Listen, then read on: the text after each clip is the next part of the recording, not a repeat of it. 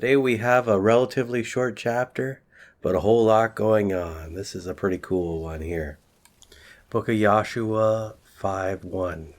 When all the kings of the Amorites who were beyond the Jordan to the west, and all the kings of the Canaanites who were by the sea, heard that the Lord had dried up the waters of the Jordan before the Israelites until we had crossed over, their hearts melted, and there was no spirit in them any more because of the Israelites.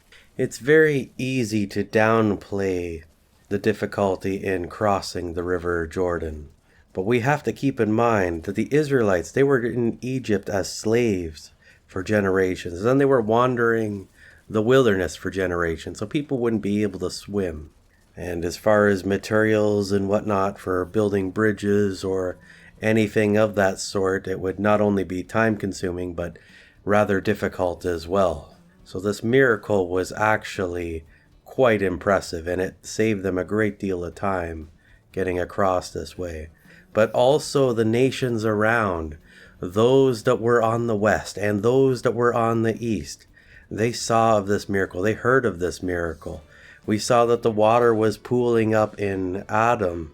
So perhaps they saw that water or saw that event or heard rumors or stories of how the Israelites were crossing, because that makes a big visual spectacle, having this great big clump of water being all mysterious and whatnot. So they heard the rumors of this, and Israel, they were getting this reputation of going up against their enemies and totally defeating them and utterly destroying them. So it's understandable that they would be fearful of the Israelites, because they are beating people they shouldn't.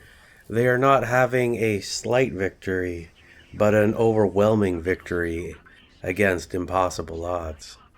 So the enemies of Israel, the people around Israel, they would feel this dread. They would have this fear that perhaps the Israelites were coming for them next, and they would be wiped off the face of the earth. The book of Joshua 5:2. At that time the Lord said to Joshua, "Make knives of flint and circumcise the new generation of Israelites as before." We have seen this matter of circumcision come up quite frequently. It seems that every generation needs to have the opportunity or the call to return back to the Lord from that time of Abraham. So we have the rite of the circumcision, the removing of the foreskin of the male genitalia, removing that iniquity from the flesh, to consecrate one to the Lord as an outward sign that they are his.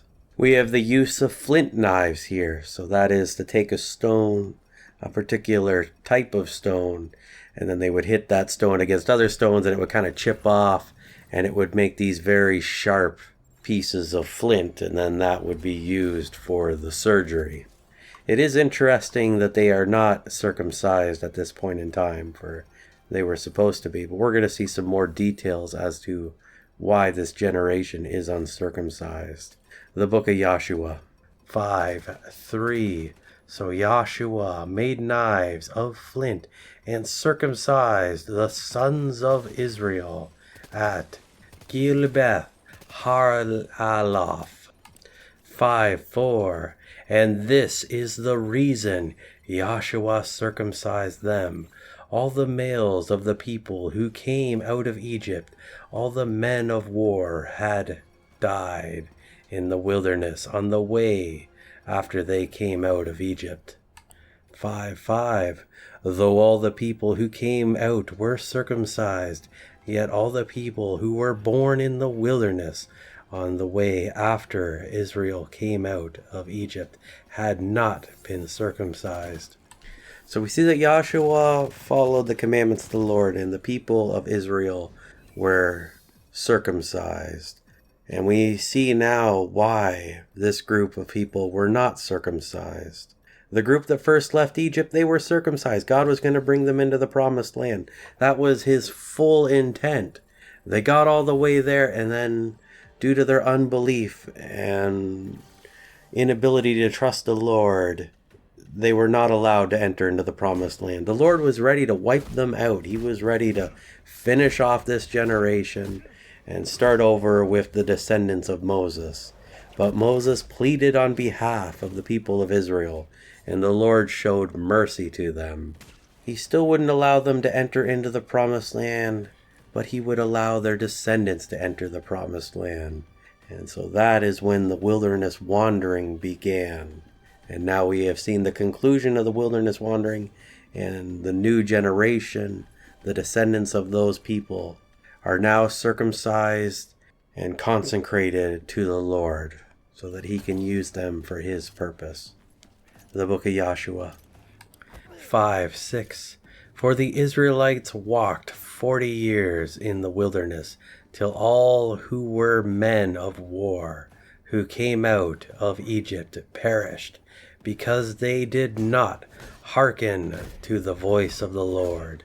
To them the Lord swore that he would not let them see the land which the Lord swore to their fathers to give them, a land flowing with milk and honey.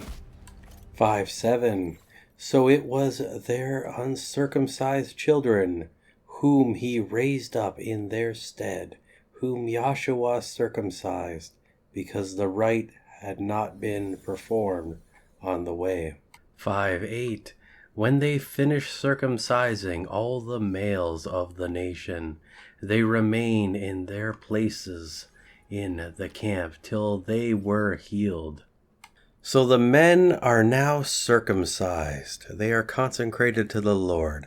The surgery was performed with flint knives, without any form of local anesthetic, or anesthetic at all for that matter.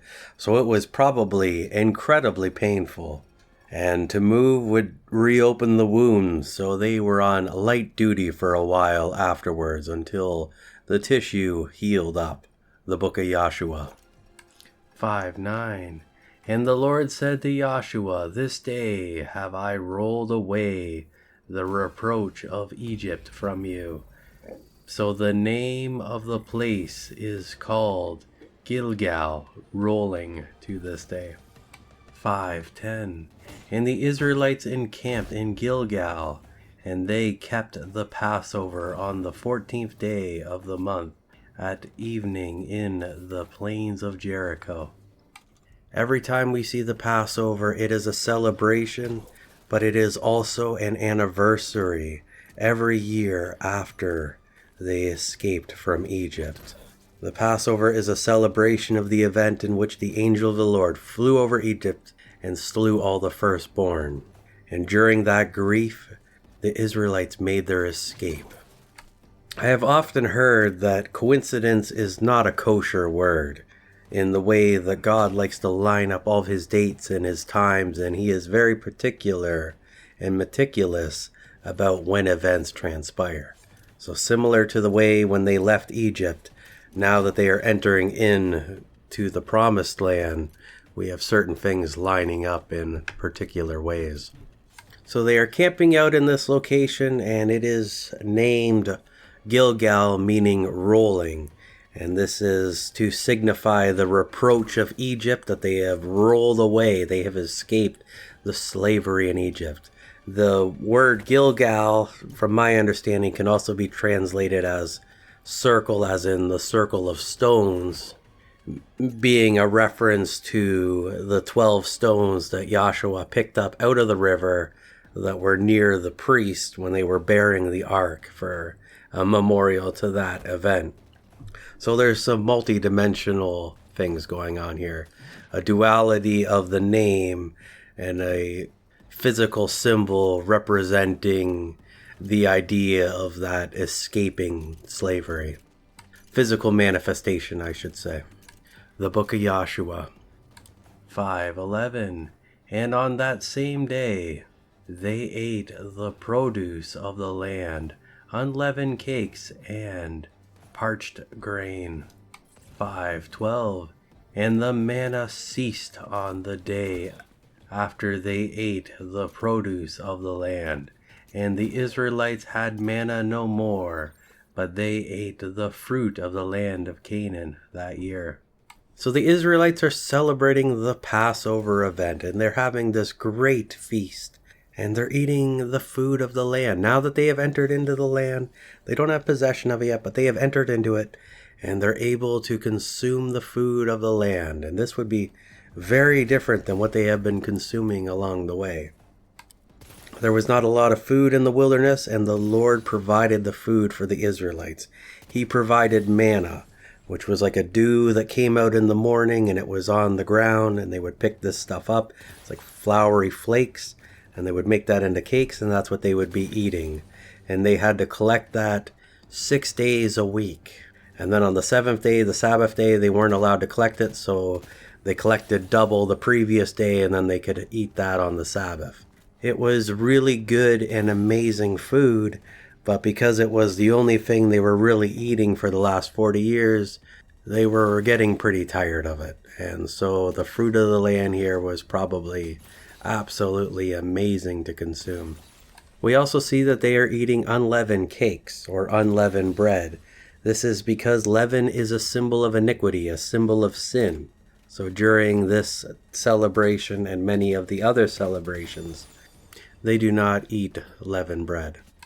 It is a symbol for iniquity in the sense that a little leaven leavens a whole lump. You add a little bit of yeast to bread, it makes the whole thing puffy. So that's what the symbology is there. The book of Joshua 5:13. When Joshua was by Jericho, he looked up, and behold, a man stood near him with drawn sword in his hand. And Joshua went to him and said to him, "Are you for us or for our adversaries?" So here we see a very strange event transpiring. This is probably after the Passover celebration, unless of course Joshua separated from the group to gaze upon Jericho, the city, the place that they need to take over, to take possession of, to attack and destroy.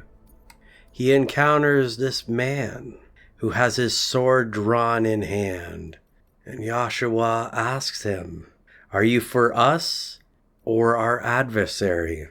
So I wonder if it was like he was gazing at Jericho and focused on it and just didn't see this man, and then suddenly he noticed him, he kind of looks away, sees him, or if it was something like this man was in the sky above and he looks up and sees him there. But let's go a little bit further before we go to conjecture. The book of Joshua 5:14. And he said, "No, neither, but as prince of the Lord's host have I now come." And Joshua fell on his face to the earth and worshipped, and said to him, "What says my Lord to his servant?" So Joshua here is asking this man, trying to ascertain what his allegiances are. If he is with them or against them, if he is with Israel or against Israel. Israel has many enemies in the land of Canaan. They are to subjugate the entire land and drive out the people that are there or exterminate them. But the answer that this man gives is that he is neither. He is in a different position, something outside of this conflict. And then we really know by the next line when he refers to himself as the prince of the Lord's host. So he is the representative of the Lord, but he is also prince. What is going on here? In the King James translation, they use the word captain instead of prince. But what we see with Joshua's reaction and then the reaction of this man, it really makes the word prince seem like a better fit, as we will see. The book of Joshua 5:15. And the prince of the Lord's host said to Joshua, "Loose your shoes from off your feet, for the place where you stand is holy." And Joshua did so. So there are a few different types of interpretations of this particular verse. One is that this is a commander of God's army, some sort of military leader, perhaps an angel, that is going to lead the attack later on. But it could also be Jesus Christ in his pre-incarnate form, and I lean more towards the latter. Part of the reason I believe that are some of the subtleties here. First, we have him taking off his shoes and that the ground is holy. The Lord makes things holy, so the hallowed ground is a reference to the Lord's presence. We saw Moses when he encountered the Lord in Exodus 3 being commanded to take off his shoes because the ground was holy, and that was when he was in the Lord's presence.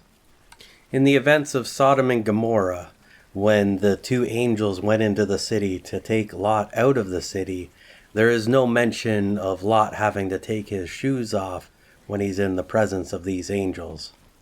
So the removal of the shoes and the ground being made holy, I think, is probably something exclusive to the appearance of the Lord himself.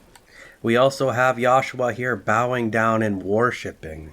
Now, an angel of the Lord, those that are on the Lord's side, would not allow themselves to be worshipped. Satan, he can do whatever he wants to a certain extent, and many people worship Satan. But an angel of the Lord, those that are in allegiance with the Lord God, would not allow themselves to be worshipped. So because we don't see any reprimand or anything of that sort, we can assume that this was permitted. He was allowed to worship this man here, and he was asked to take his shoes off. So the Lord is leading them and guiding them when it comes to taking possession of this land. And here we have Joshua having an encounter with the Lord God before they attack Jericho. And he is the one leading. He is the one running the show. He is the commander-in-chief. So we'll see what happens there in future chapters.